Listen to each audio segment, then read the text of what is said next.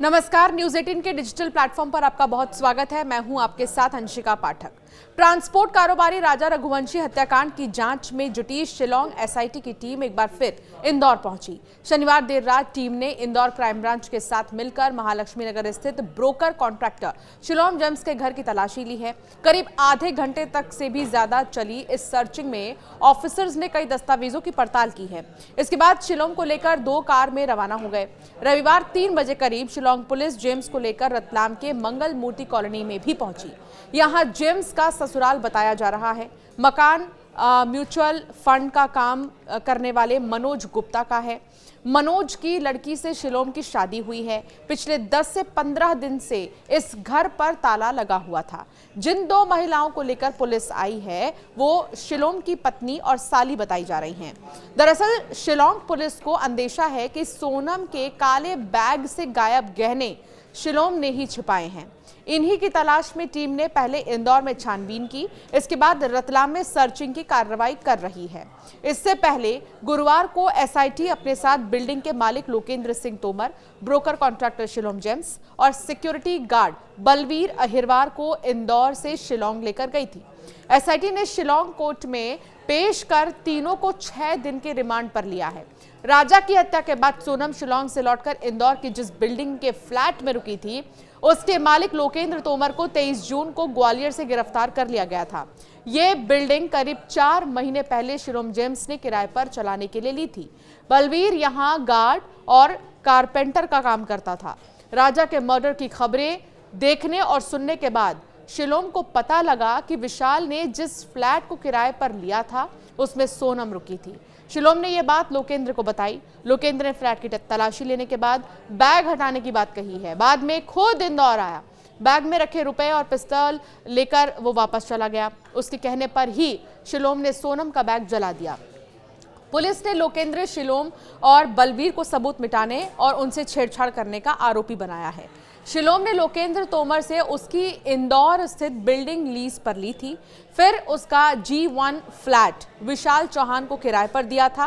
राजा रघुवंशी की हत्या के बाद सोनम और राज इसी फ्लैट में रुके थे। फिर एक बैग छोड़कर फरार हो गए थे।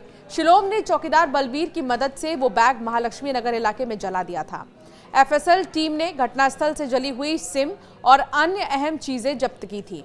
पूछताछ में शिलोंग ने पहले कहा था कि बैग से मिली पिस्टल लोकेंद्र के पास है। बाद में बताया कि पिस्टल और लैपटॉप उसने इंडस्ट्री हाउस के पास नाले में फेंक दिए थे। तलाशी के दौरान एसआईटी को वहां से थैली में बंद पिस्टल मिल गई। अब जो है ये पूरा मामला जांच पड़ताल लगातार क्योंकि इसमें जारी है और भी ज्यादा ये पूरा मामला पेचीदा हो गया है। क्यों? क्योंकि एक तरफ जहां 2 आरोपी आकाश और आनंद कोर्ट में अपने बयानों से पलट गए, लेकिन पुलिस के पास इतने सबूत हैं कि चाहे बयान से कितना भी पलट जाए लेकिन बचेंगे नहीं आरोपी। पुलिस की यही कोशिश है कि अब तक तो आकाश और आनंद पलटे हैं कोर्ट में अपने बयानों से कि वो कहीं से भी इसमें शामिल नहीं है, लेकिन कल को अगर राज और सोनम भी पलट जाते हैं तो फिर क्या होगा इस पूरे मामले का।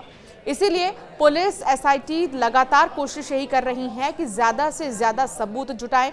उससे भी बड़ी बात यह कि राजा का चेन अब तक नहीं मिला है। ब्रेसलेट पहनने का उन्हें शौक था, नई नई शादी हुई थी और इस चीज के बारे में खुद ही सोनम ने उन्हें स्पेशली बोला था कि जेवर जरूर पहन कर आना। दरअसल जब राजा ने ये सवाल भी किया था सोनम से कि जेवर क्यों, जेवर के लिए मां मना कर रही हैं, तो सोनम का ये कहना था कि फोटोशूट्स कराएंगे। बहुत सी ऐसी चीजें सोनम ने कही थी जिसको राजा पॉइंट टू पॉइंट मानते गए, लेकिन उन्हें ये नहीं पता था कि ये उनका आखिरी सफर होगा।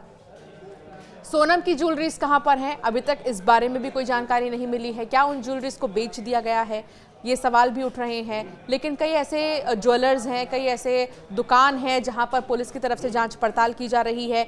लेकिन सबसे बड़ी बात यह है कि राजा की ज्वेलरी से लेकर राजा का मोबाइल फोन, पिस्टल तो मिल चुका है, लेकिन उस बैग में जो लैपटॉप था उस बारे में अभी तक कोई जानकारी नहीं मिल पाई है। जैसे ही ये चीजें मिलेंगी तो फिर हत्या का ये पूरा मामला और भी ज्यादा साफ हो जाएगा। जो ये तस्वीर है और भी ज्यादा साफ हो जाएगी कि इसमें कितने किरदार हैं, कौन कौन इसमें शामिल है और किस का क्या रोल है, क्योंकि अभी कोई कुछ भी कहने से बच रहा है। हालांकि नार्को टेस्ट का भी जिक्र हुआ था, नार्को टेस्ट की भी बात सामने आई थी, लेकिन नार्को टेस्ट को लेकर पुलिस ने जो है खारिज कर दिया नार्को टेस्ट की मांग को, इसलिए क्योंकि सोनम और राज दोनों ने इस बात को कबूला है कि वो एक रिश्ते में थे, दोनों एक दूसरे से प्यार करते थे और राजा रघुवंशी दोनों के ही रिश्ते के बीच में आ रहे थे। दूसरी चीज, विपिन रघुवंशी जो राजा के भाई हैं, उनका ये कहना है कि सोनम ड्रग्स लेती थी और बिना ड्रग्स और नशा किए इस तरह के ख्याल नहीं आ सकते हैं।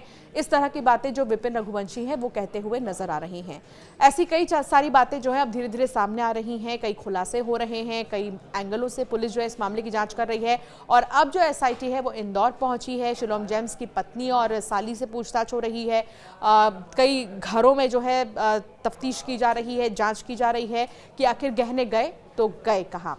अब ये देखना बाकी होगा कि आखिर जो सबूत और भी नहीं मिले हैं, जो चीज़ें और भी नहीं मिली हैं, वो कब तक मिलती हैं। आपका क्या मानना है इस मामले पर, हमें ज़रूर कमेंट कर बताएं।